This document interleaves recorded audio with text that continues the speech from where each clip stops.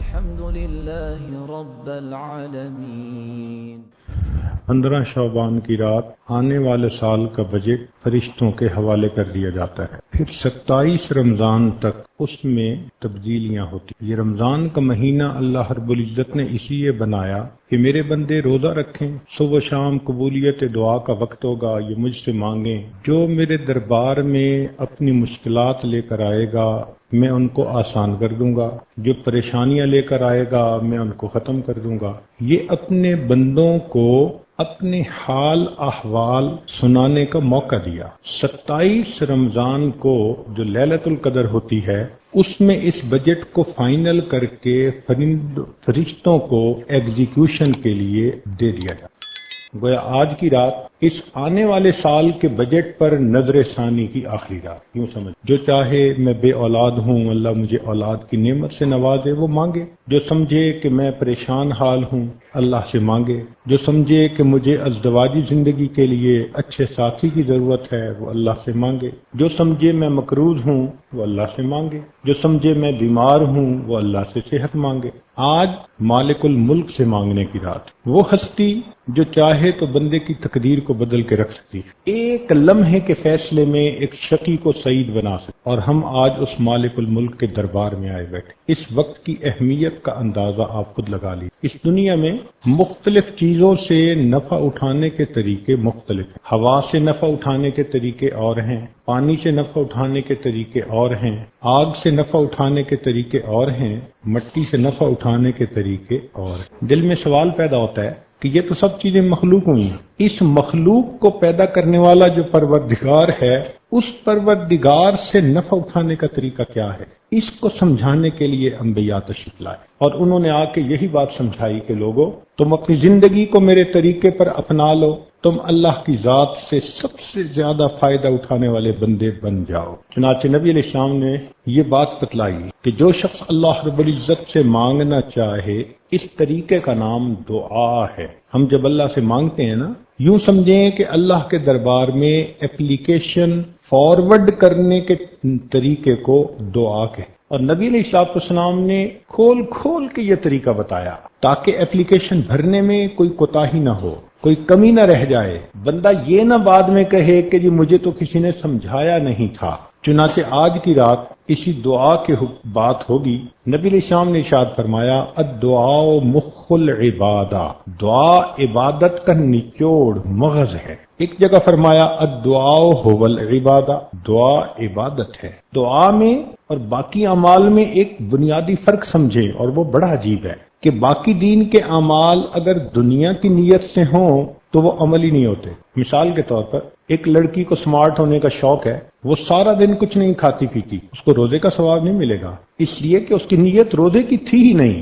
گو اس نے صبح صادق سے لے کے غروب آفتاب کا کچھ نہیں کھایا، کچھ نہیں پیا، عمل روزے والا کیا، ثواب نہیں مل سکتا، نیت نہیں۔ اسی طرح اگر دنیا کی نیت ہو کہ انسان دنیا کی واہ واہ چاہتا ہے اس لیے کسی کو صدقہ خیرات دیتا ہے، اس کا ثواب کوئی نہیں ملے گا، نیت میں دنیا تھی۔ تو باقی تمام اعمال اگر دنیا کی نیت سے کر لیے جائیں تو ان کا ثواب ختم ہو جاتا ہے۔ اللہ کی شان دیکھو، یہ دعا ایک ایسا عمل ہے کہ بندہ خالص اپنی دنیا کے لیے اللہ سے دعا مانگے، یہ دعا پھر بھی عبادت ہوتی ہے۔ خالص دنیا کے لیے مانگے، اللہ مجھے دنیا کا یہ چاہیے، یہ پھر بھی عبادت ہے۔ اللہ اکبر کبھی۔ حضرت علی رضی اللہ تعالیٰ عنہ کی روایت ہے، فرمایا من فتحت لہ ابواب الدعاء فتحت لہ ابواب الرحمہ، جس شخص کے لیے دعا کے دروازے کھل گئے اس شخص کے لیے اللہ کی رحمت کے دروازے کھل گئے۔ اور ایک جگہ فرمایا فتحت لہ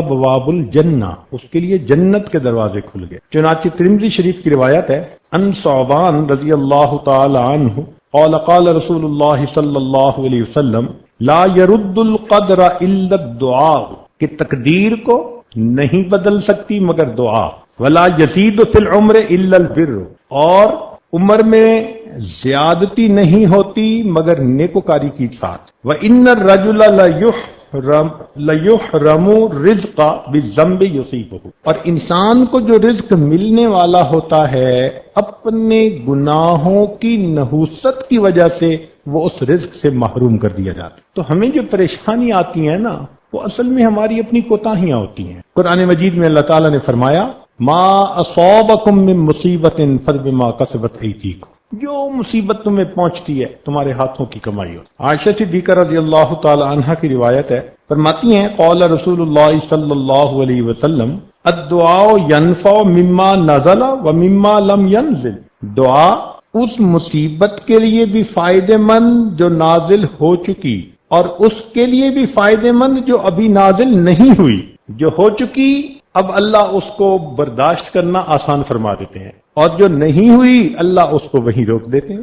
آگے عجیب بات فرمائی وَإِنَّ الْبَلَاءَ لَيَنْزِلُ فَيَلْقَاهُ الدُّعَاءُ، بلا نازل ہوتی ہے بندے کے اوپر، نیچے سے اس کی دعا جاتی ہے، فَيَا تَلِجَانِ إِلَى يَوْمِ الْقِيَامَةِ، قیامت تک یہ دعا اس بلا کو دھکیلتی رہتی ہے، اس بندے تک آنے نہیں دیتی۔ چنانچہ انسان اللہ رب العزت سے دعا مانگے تو رب کریم اس کی پریشانیوں کو دور کرتے ہیں، اس کے حالات کو ٹھیک فرما دیتے۔ اس لیے فرمایا کہ من لم يدع اللہ یغضب علیہ، جو شخص اللہ سے دعا نہیں مانگتا اللہ تعالیٰ اس بندے سے ناراض ہوتے ہیں۔ دنیا کا معاملہ دیکھو، کسی سے ایک دفعہ مانگو وہ دے گا، دوسری دفعہ مانگو دے گا، تیسری دفعہ کنی کترا جائے گا، چوتھی جگہ بولنا چھوڑ دے گا، پانچویں دفعہ تو صاف جھنڈی دکھائے گا۔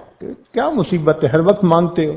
دنیا داروں سے مانگو تو جتنا زیادہ مانگو گے اتنا وہ دھکے دے کے نکالیں گے، اور اللہ رب العزت وہ ذات ہے کہ کوئی بندہ اللہ تعالیٰ سے ایک دفعہ مانگے دیتے ہیں، 2 دفعہ مانگے دیتے ہیں، 10 دفعہ مانگے دیتے ہیں، 100 دفعہ مانگے دیتے ہیں، بلکہ جو بندہ ہر حال میں اللہ سے مانگے، ہر چیز اللہ سے مانگے، اللہ رب العزت اس بندے کو اپنا ولی بنا لیا کرتے ہیں۔ فرماتے ہیں یہ میرے سوا کسی سے مانگتا ہی نہیں، یہی میرا دوست ہے۔ اللہ اکبر۔ سیدنا ابو ہریرہ رضی اللہ تعالی عنہ کی روایت ہے، فرماتے ہیں ان اعجز الناس من عجز من ان الدعاء، انسانوں میں سب سے زیادہ عاجز وہ جو دعا کرنے سے عاجز ہو جائے۔ وابخل الناس من بخل بالسلام، اور سب سے بخیل وہ جو دوسروں کو سلام ہی نہ کرے۔ حدیث مبارکہ میں فرمایا الدعاء صلاح المؤمن، دعا مومن کا اسلحہ ہے۔ اسلحہ سے کیا مراد؟ کہ انسان شیطان کے ساتھ، دشمنوں کے ساتھ، حاسدوں کے ساتھ اس اسلحے کے ذریعے سے فائٹ کر سکتا ہے، ان کے مکر سے انسان اپنے آپ کو بچا سکتا ہے۔ اس لیے جتنی دعا مانگے گا اللہ رب العزت کی طرف سے رحمتیں ہوں گی۔ چنانچہ حدیث پاک میں آیا کہ انسان اپنے بچاؤ کی جتنی تدبیریں کرتا ہے، انسان اپنے بچاؤ کی جتنی تدبیریں کرتا ہے یا بہتری کے جتنے اسباب کرتا ہے، ان سب میں سے بہتر تدبیر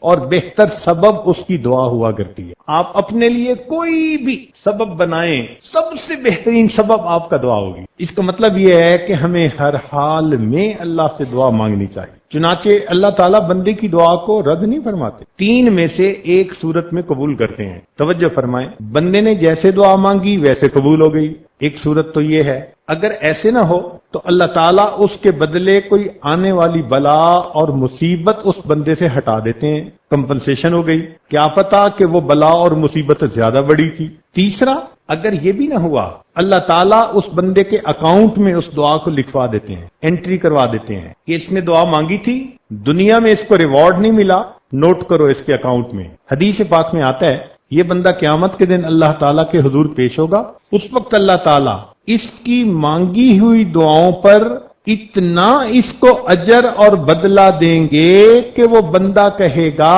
کاش دنیا میں میری کوئی دعا قبول نہ ہوتی، مجھے ہر ایک کا بدلہ آخرت میں عطا کیا جائے۔ تو مومن کو تو مزے ہیں، 3 میں سے ایک نہ ایک صورت جو ہے اس میں اس کی دعا قبول، ویسے قبول ہو جائے تو بھی مزے، اس کے بدلے بلا مصیبت دور ہو جائے تو بھی مزے، اور قیامت کے دن اجر اور بدلہ ملے تو بھی مزے۔ اس لیے دعا خوب مانگنی چاہیے اور زیادہ مانگنی چاہیے۔ ایک صورت ہے جس میں اللہ تعالیٰ دعا رد فرماتے ہیں، یا تو اس بندے کے جسم پہ کپڑے حرام کے ہوتے ہیں یا کھانا حرام کا ہوتا ہے، یا وہ بندہ اپنی زبان سے خود کہتا ہے او جی ہماری تو دعا قبول ہی نہیں ہوتی۔ چنانچہ کتابوں میں علماء نے لکھا کہ جب کوئی بندہ اپنی زبان سے خود یہ لفظ کہہ دیتے او جی ہماری تو قبول ہی نہیں ہوتی، اس بات پر اللہ کو اتنا جلال آتا ہے، اللہ اس کی مانگی دعا کو پھر رد فرما دے. اس لیے یہ لفظ کبھی بھی نہیں کہنے چاہیے. چنانچہ حدیث مبارکہ میں آتا ہے کہ جو شخص یہ چاہے کہ سختی میں اس کی دعا قبول ہو، اس کو چاہیے کہ وہ خوشحالی کے زمانے میں اللہ سے دعا مانگا کرے. جو خوشحالی کے دور میں اللہ سے دعا مانگتا ہوگا، اللہ تنگ دستی کے عالم میں بھی اس کی دعا کو قبول فرما. آج آٹا گھر پہ نہ ہو پھر تو ہر کوئی رو کے مانگتا ہے، لیکن گھر میں اگر سب کچھ کھانے کا ہو پھر کسی کو دیکھا کہ رو کے مانگ رہا ہو، پھر ہم رو کے نہیں مانگتے کہ اللہ ہم اب بھی تیرے محتاج ہیں. تو خوشحالی کے زمانے میں دعائیں مانگیے، اس کی برکت سے اللہ تنگ دستی کے عالم میں دعاؤں کو قبول فرمائیں گے. اب دعا کیسے مانگی جائے، کچھ اس پہ بھی بات ہو جائے. اللہ رب العزت ہمارے اکابر کو جزائے خیر عطا فرمائے، جنہوں نے دعا کے آداب کو تفصیل کے ساتھ کھولا. آپ ذرا توجہ کے ساتھ سنیے گا. اس میں بعض رکن ہیں، ان کے بغیر دعا ہی نہیں ہوتی. بعض شرائط ہیں، بعض چیزوں کے کرنے کا حکم دیا، بعض کو نہ کرنے کا حکم دیا. چنانچہ سب سے پہلی چیز کہ کھانے پینے، پہننے اور کمانے میں حرام چیزوں سے پرہیز کرنا. دوسرا، اخلاص کے ساتھ دعا مانگنا، دکھاوا نہ ہو. تیسرا، دعا سے پہلے کچھ نیک عمل کرنا اور سختی کے وقت میں اپنے نیک عمل کو اللہ کے سامنے پیش کرنا. چوتھا، صاف پاک ہونا، باوضو ہونا، قبلہ رخ ہونا. دعا سے پہلے 2 رکعت نفل پڑھنا، 2 زانو بیٹھنا. دعا کے اول اور آخر میں اللہ تعالیٰ کی حمد و ثنا بیان کرنا. نبی علیہ الصلوۃ والسلام پر اول اور آخر درود شریف پڑھنا. دونوں ہاتھوں کو پھیلانا، دونوں ہاتھوں کو کندھوں کے برابر اٹھانا، دونوں ہاتھوں کو ایسے نہیں بلکہ کھلا رکھنا. دعا مانگتے وقت با ادب رہنا، عاجزی کرنا، اپنی مسکنت کا اظہار کرنا. دعا مانگتے وقت آسمان کی طرف نہیں دیکھنا چونکہ یہ ادب کے خلاف ہے. اللہ تعالیٰ کے اسماء گرامی کا واسطہ دے کر دعا مانگنا. کافیہ بندی سے پرہیز کرنا، گانے کی طرز اختیار نہ کرنا. انبیاء کرام کے وسیلے سے دعا مانگنا. اللہ کے نیک بندوں کا واسطہ دے کر دعا مانگنا. چلا کے دعا نہیں مانگنی. مجمع ہو تو بھلے اونچی آواز میں مانگے، مگر بہت چلا کے جو بات کی جاتی ہے وہ اذان نہیں دینی. اپنے گناہوں کا اعتراف کرنا.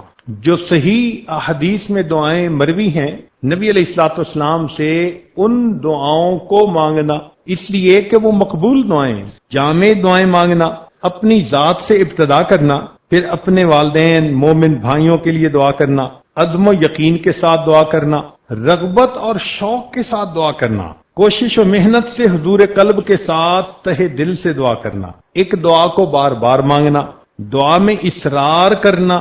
دعا میں کسی گناہ کی دعا نہ مانگنا کہ دعا مانگے کہ فلاں بندہ مجھے گناہ کرنے دے، ایسی دعا نہیں مانگنی. کسی محال چیز کو نہ مانگنا. مثلا کسی کو زیادہ ہی شوق ہے اللہ مجھے لڑکی بنا دے، اب یہ محال ہے نا، اللہ نے تو اسے مرد بنا دیا. تو امر محال مت مانگے دعا میں. رحمت خداوندی کو تنگ نہ کرے کہ بس اللہ مجھے بخش دے. نہیں، مجھے کیوں، سب کو اللہ بخش دے، سب کی خطاؤں کو معاف کر دے. اپنی تمام حاجتیں مانگنا، حتیٰ کہ جوتے کا تسمہ ٹوٹا ہو تو وہ بھی اللہ سے مانگنا. دعا سے فارغ ہونے کے بعد اپنے منہ پہ دونوں ہاتھ پھیرنا. جو دعا سننے والے ہیں ان کا اخلاص کے ساتھ آمین کہتے رہنا. یہ احادیث کی کتابوں میں تمام فیصلے، تمام جو ہے وہ احادیث آ چکی. جلد بازی نہ کرے، اللہ آج ہی دعا قبول کر لے. ان آداب کے ساتھ دعائیں مانگیں گے تو جلدی قبول ہوں گی. اب دعا کے قبول ہونے کے کچھ اوقات ہوتے ہیں. حدیث پاک میں آیا ان اوقات میں جلدی دعا قبول ہوتی ہے. مثلا شب قدر جیسے آج کی رات، یہ قبولیت دعا کی رات. عرفہ کا دن، حج کا دن، رمضان مبارک کے مہینے میں دعا قبول، شب جمعہ میں دعا قبول، جمعہ کے دن میں دعا قبول، آدھی رات کے وقت دعا قبول، پہلی تہائی رات میں دعا قبول، آخری تہائی رات میں دعا قبول، سحری کے وقت دعا قبول. ساعت جمعہ میں جب امام خطبے کے درمیان بیٹھتا ہے اس وقت مانگی ہوئی دعا قبول. اور سیدہ فاطمہ الزہرا رضی اللہ عنہا کی روایت ہے کہ جمعے کے دن عصر اور مغرب کے درمیان مانگی ہوئی دعا قبول. پھر کچھ حالتیں ایسی ہیں کہ جن حالتوں میں دعائیں قبول ہوتی ہیں. مثلا جب نماز کے لیے اذان دی جائے تو جیسے ہی اذان شروع ہونا اللہ اکبر، اگر دل میں سے کوئی دعا نکلے اللہ کے ہاں قبول ہو جاتی. اذان اور اقامت کے درمیان دعا مانگے تو قبول. مصیبت زدہ شخص کی دعا قبول. میدان جہاد میں صف باندھے ہوئے ہوں تو دعا قبول. فرض نمازوں کے بعد دعا قبول.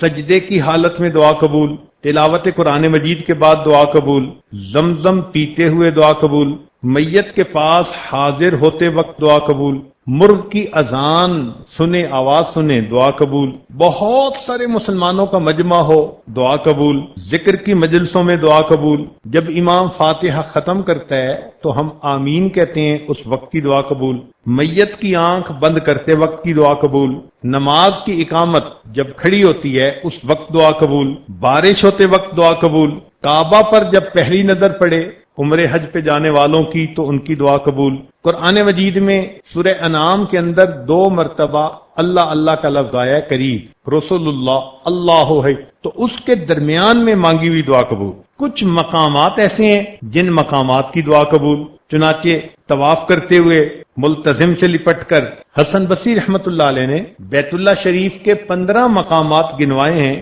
جن میں دعا قبول۔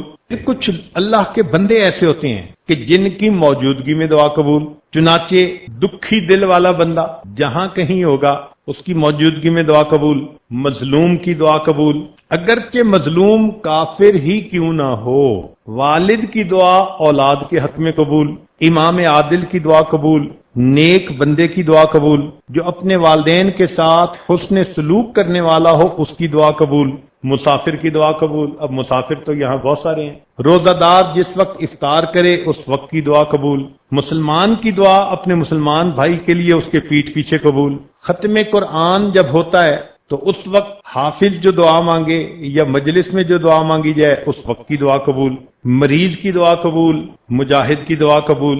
تو یہ وہ لوگ ہیں کہ جن کی دعائیں اللہ رب العزت قبول فرماتے ہیں۔ اب نیکوں کی فہرست میں تو ہم نہیں شامل ہو سکتے جو اللہ کے ہاں نیک ہوتے ہیں، البتہ مسافروں کی فہرست میں تو ہم شامل ہیں، اس لیے کہ گھر چھوڑا، بیوی بچوں کو چھوڑا، اپنے گھر سے دور آ کر ایک جگہ موجود، شرعی حکم بھی لاگو مسافر کا، لوگ بھی مسافر سمجھتے ہیں، تو معلوم ہوا کہ یہ ایک ایسی نسبت ہے، اللہ اگر اس کو قبول کر لے تو یقیناً دعا قبول ہوگی۔ اب ذرا چند باتیں دل کے کانوں سے اور سن لیجئے۔ کئی مرتبہ بندہ دل میں یہ سوچتا ہے جی میں تو بڑا گنہگار ہوں، بڑا خطا کار ہوں، اور جی میری دعا کہاں قبول ہوگی۔ سفیان بن عیینہ فرماتے ہیں لا یمنعن احدن الدعاء ما یعلم فی نفسہ، تم میں سے کوئی بندہ دعا کرنے سے رکے نہیں جو کچھ وہ اپنے اندر کے بارے میں جانتا ہے، یعنی اندر تو جانتا ہے نا حال کیا ہے، یعنی من التقصیر فإن اللہ قد اجاب دعاء الشر خلقہ وہو ابلیس حین قال رب انذرنی الی یوم یبعثون۔ فرماتے ہیں اللہ تعالیٰ نے مخلوق میں سب سے جو شریر شیطان تھا، جب اس نے اللہ کے سامنے دعا مانگی تھی رب انذرنی الی یوم یبعثون، اللہ نے اس کی دعا کو بھی قبول فرما لیا تھا۔ اس کا مطلب ہے کہ کوئی کتنا خطا کار کیوں نہ ہو، کتنا گناہگار کیوں نہ ہو، وہ بھی اگر اللہ سے اخلاص سے دل کے ساتھ دعا مانگے گا اللہ یقیناً اس کی دعا کو قبول فرمائے۔ کسی عارف نے شعر کہا لا تسألن بنی آدم حاجتاً، کہ بنی آدم سے تم اپنی حاجتیں مت مانگو، واسأل الذی ابوابہ لا تحجب، اس ذات سے مانگو کہ جس کے دروازے بند نہیں ہوتے، کوئی پہرے دار نہیں ہوتا۔ اللہ یغضب ان ترکت سوالہ، اللہ ناراض ہوتے ہیں اگر تم اس سے مانگنا چھوڑ دو۔ وَإِذَا سَأَلْتَ بَنِيَّ آدَمَ يَغْضَبُ، اور بنی آدم جب تم اس سے مانگو تو وہ مانگنے سے ناراض ہوتا ہے۔ اس لیے اللہ رب العزت ہی سے ہمیں دعائیں مانگنی چاہیے۔ اللہ اکبر کبیرہ۔ چنانچہ دعا مانگتے ہوئے یکسوئی کے ساتھ دعا مانگے، اس لیے کہ اگر یکسوئی نہیں ہوگی تو پھر دعا قبولیت کے مقام تک نہیں پہنچے گی۔ ایک بڑی عجیب بات ہے، توجہ سے سنیے۔ قیل کہا گیا مرہ موسیٰ علیہ السلام برجل، موسیٰ علیہ السلام ایک بندے کے پاس سے گزرے، یدعو و یتضرع، دعا مانگ رہا تھا اور خوب تضرع کے ساتھ رو رو کے مانگ رہا تھا۔ فقال موسیٰ علیہ السلام نے کہا الہی لو کانت حاجتہ بیدی فقضیتھا، اگر اس کی حاجت میرے ہاتھ میں ہوتی تو میں پوری کر دیتا۔ یعنی وہ اتنا مانگ رہا تھا لجاجت سے اور رو رو کے کہ حضرت موسیٰ علیہ السلام کا دل پسیج گیا سن کے، اور وہ فرمانے لگے کہ اللہ اس کی حاجت اگر میرے بس میں ہوتی تو میں پوری کر دیتا۔ فأوحى اللہ تعالی الیہ، اللہ تعالیٰ نے حضرت موسیٰ علیہ السلام کی طرف وحی نازل فرمائی، انا ارحم بہ منک، ہے موسیٰ علیہ السلام میں آپ سے زیادہ رحم کرنے والا ہوں. وَلَكِنَّهُ يَدْعُونِي، بات یہ ہے کہ یہ دعا تو کر رہا ہے. وَلَهُ غَنَمٌ، اور اس کا بکریوں کا غلہ ہے. وَقَلْبُهُ عِنْدَ غَنَمِهِ، اور اس کا دل بکریوں کے ان غلے کی طرح مشغول ہے. اللہ اکبر کبیرہ. وَإِنِّي لَا أَسْتَجِيبُ لِعَبْدٍ يَدْعُونِي وَقَلْبُهُ عِنْدَ غَيْرِي، اور میں بندے کی دعا نہیں قبول کرتا کہ جو دعا تو مجھ سے مانگ رہا ہو اور دل اس کا کسی غیر کی طرف متوجہ ہو. فذکر موسیٰ علیہ السلام للرجل، موسیٰ علیہ السلام نے اس بات کا تذکرہ اس بندے سے کیا. ذالک، اس بات کا. فانقطع الی اللہ بقلبہ، چنانچہ وہ اس نے اپنے دل کو منقطع کر لیا ادھر سے اللہ کی طرف.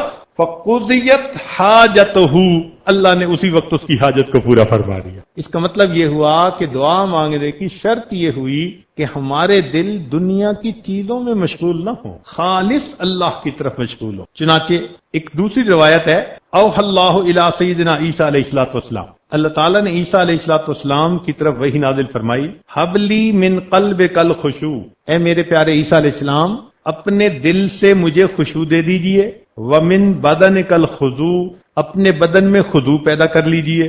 ومن عینک الدموع، اپنی آنکھوں سے آنسو بہا لیجئے.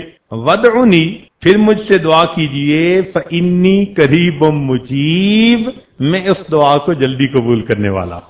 دل اللہ کی طرف متوجہ ہو، جسم میں ادب ہو، اور انسان کی آنکھوں میں آنسو ہو، اور لجاجت کے ساتھ اللہ سے مانگے، اللہ تعالیٰ ایسی دعا کو ضرور قبول فرما لے. چنانچہ علماء کا اس میں اختلاف ہوا کہ سکوت افضل ہے یا مانگنا افضل ہے. بعض علماء نے کہا کہ سکوت افضل. اختلف الناس فی ان الافضل الدعاء اما السکوت والرضا. دو ہی باتیں ہیں نا، ایک تو چپ رہو بس اللہ کی رضا پہ راضی، یہ بہتر ہے، یا پریشانی ہو تو اللہ سے مانگ لو. فمنہم من قال الدعاء عبادہ، ان میں سے بعض نے کہا کہ دعا عبادت ہے. وَلِأَنَّ الدُّعَاءَ اِظْهَارُ الْإِفْتِقَارِ إِلَى اللَّهِ تَعَالَى، اور دعا میں انسان اللہ کے سامنے اپنی پریشانی، اپنی فقیری کا اظہار کرتا ہے. اور دوسری جماعت نے کہا کہ السکوت تحت جریان الحکم اتم، کہ اللہ کا جو حکم آ گیا بس خاموش رہے کہ میرے مالک کی جو مرضی، میں اللہ کی رضا پہ راضی.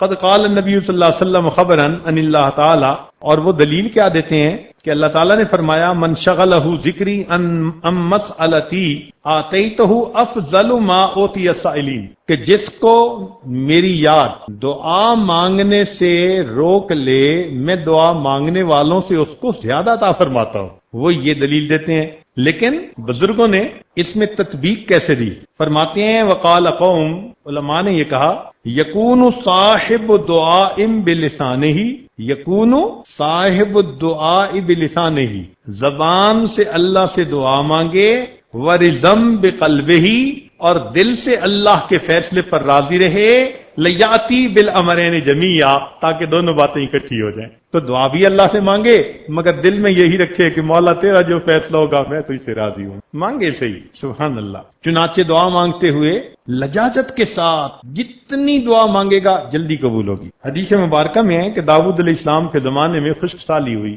خشک سالی سے کیا مراد؟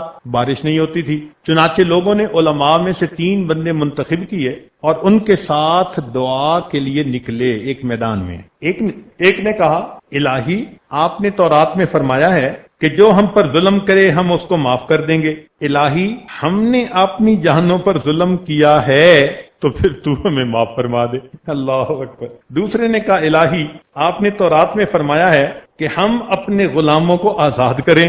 الہی ہم بھی تیرے غلام ہیں، تیرے دروازے پر حاضر ہیں، تو بھی ہمیں آزاد فرما دے. تیسرے نے کہا الہی آپ نے تورات میں فرمایا ہے کہ جب ہمارے دروازوں پر مسکین کھڑے ہوں ہم ان کو محروم نہ پھیریں.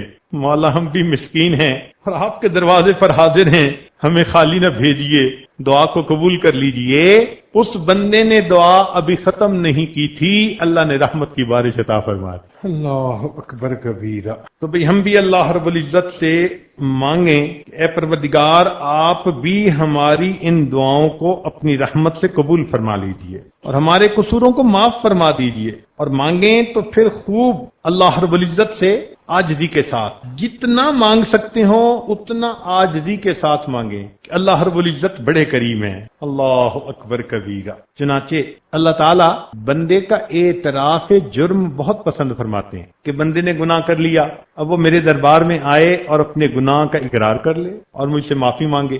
حضرت قبرستانوی رحمۃ اللہ نے واقعہ لکھا ہے، فرماتے ہیں کہ اللہ تعالیٰ اعتراف جرم کو پسند کرتے ہیں. اندلس میں ایک مرتبہ اسی طرح بارش رک گئی، لوگ 3 دن تک دعا مانگتے رہے اور 3 دن تک بارش نہیں ہوئی. تو لوگوں نے وقت کے حاکم عبد الرحمن ناصر کو کہا کہ 3 دن سے شہر کے علماء، شہر کے سب لوگ مرد عورت دعائیں مانگ رہے ہیں مگر کسی کی دعا قبول نہیں ہوئی اور بارش نہیں ہو رہی. کہتے ہیں کہ جب اس نے یہ سنا، ننگے پاؤں سر سے اس نے تاج اتار دیا، ننگے سر اس مجمع کے سامنے آیا اور آ کر یہ دعا مانگی کہ اللہ مجرم تو میں ہوں، میری وجہ سے اپنے بندوں کو اس رحمت سے محروم نہ کر دے. اس کا یہ اعتراف کر کے دعا مانگنا اللہ کو اتنا پسند آیا کہ اسی وقت اللہ نے بارش عطا. تو بندہ اپنے گناہوں کا اعتراف کر کے دعا مانگے کہ میرے مالک انسان ہیں، خطا کار ہیں، آپ سے رحمت کے طلبگار ہیں، آپ رحیم اور کریم ہیں، ہم پر رحمت فرما دیجئے.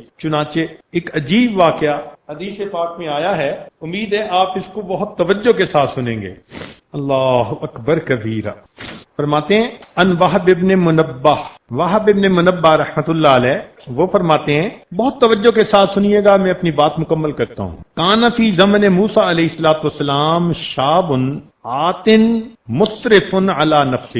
موسیٰ علیہ السلام کے زمانے میں ایک نوجوان تھا جو بہت ہی سرکش تھا، اپنے نفس پر ظلم کرنے والا تھا. فحضرتہ الوفات فی خربۃ علی باب البلد. اس کو موت آ گئی ویرانے میں شہر کے دروازے کے قریب. اب ہوا کیا تھا کہ شہر والوں نے اسے شہر سے نکال دیا تھا کہ تو اتنا گناہگار کہ تیری وجہ سے کہیں ہم پہ اللہ کا عذاب نہ آ جائے. اس کو شہر سے دھکے دے کے نکال دیا تھا. اب وہ ویرانے میں تھا، ویرانے میں نہ اس کا کوئی کھانا نہ پینا، نہ کوئی ہمدم نہ غم گسار. سردی کے موسم تھا اور وہ بیمار ہو گیا اور دوا دینے والا بھی کوئی نہیں تھا. اب اس کو اپنے اکیلے پن کا احساس ہوا کہ میرا یہاں کوئی نہیں. جب اکیلا ہوا تو اللہ کی طرف متوجہ ہوا. چنانچہ اس کی وفات ہو گئی. فأوحى اللہ تعالی الی موسیٰ علیہ السلام. اللہ تعالی نے موسیٰ علیہ السلام کی طرف وحی نازل فرمائی، ان ولیا من اولیائی حضرہ الموت. میرے اولیاء میں سے ایک ولی کو موت آ گئی ہے. فاحذرہ، آپ وہاں جائیے، وغسلہ، اس کو نہلائیے، وصلی علیہ، اور اس کی جنازہ کی نماز پڑھیے، وقل، اور اعلان کر دیجئے، لمن کثر عصیانہ، جس کے گناہ بہت زیادہ ہوں، یحضر جنازتہ، وہ اگر اس کے جنازہ پڑھنے میں حاضر ہو جائے گا، لأغفر لہم، میں اس کے بھی گناہوں کو معاف کر دوں گا. جب بنی اسرائیل میں موسیٰ علیہ السلام نے یہ اعلان کیا نا، تو کہتے ہیں کہ لوگ تو اپنے گھروں سے فوراً نکل آئے، سارے کے سارے لوگ وہاں پہنچے اور فرمایا اللہ تعالیٰ نے، وَاحْمِلْهُ إِلَيَّ لِأَكْرِمَ مَثْوَاهُ، اور پھر اس کو آپ دفن کیجئے تاکہ میں اس کو بہترین ٹھکانہ عطا کر دوں. فنادا موسیٰ علیہ السلام، موسیٰ علیہ السلام نے اعلان کر دیا فی بنی اسرائیل میں. فکثر الناس، بہت لوگوں کا مجمع لگ گیا، بہت سارے لوگ اکٹھے ہو گئے. فلما حضروہ عرفوہ، جب لوگ وہاں پہنچے تو لوگوں نے اس بندے کو پہچان لیا.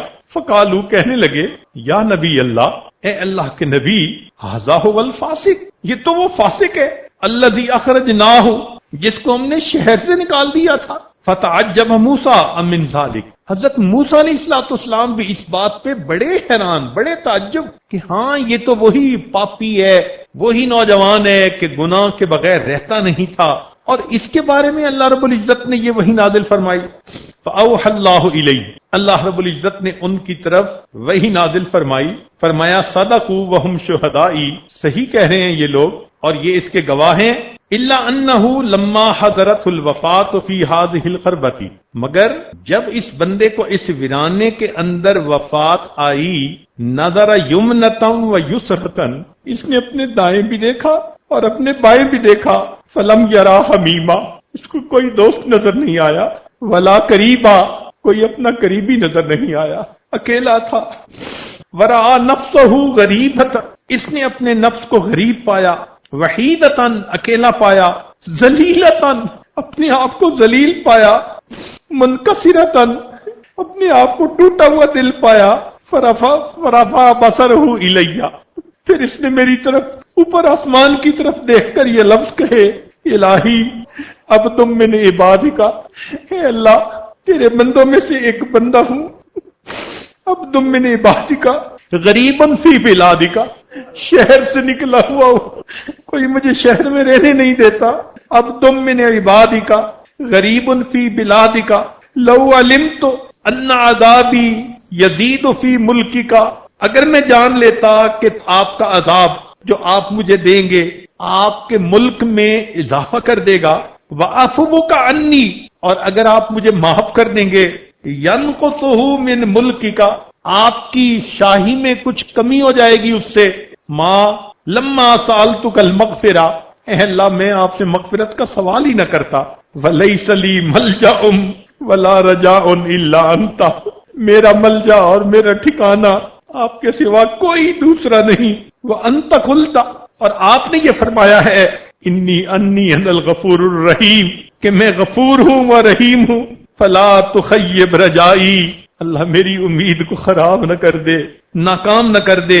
या मूसा, ए मूसा अलैहिस्सलाम, अफकाना यहसुन बी अन अरुद्दुहु व हुवा गरीबुन अला हाज़ा हाज़ी सिफा, मुझे ये अच्छा लगता है कि मैं उसकी दुआ को रद्द कर दूं, और वो इतना अपने आप को पामाल करके दुआ मांग रहा है, वक़द तवस्सल इलैया भी, उसने मुझसे मेरे ही वसीले से दुआ की, व तदर्रा बैन यदैया, मेरे सामने गड़गड़ाया, व इज्जती, मैं अपनी इज्जत की कसम खाता हूं, लौ सालनी फिल मुज़नबीन मिन अहलिल अर्ज़ जमीया, अगर उसने सारी दुनिया के गुनाहगारों के बारे में मुझसे दुआ की होती, लवहबतुहुम लहू लिज़िल्ल गुरबतिही, मैं उसके इनकिसार की वजह से सब गुनाहों को माफ फरमा। अल्लाह अकबर कबीरा, वो कैसा बंदा था।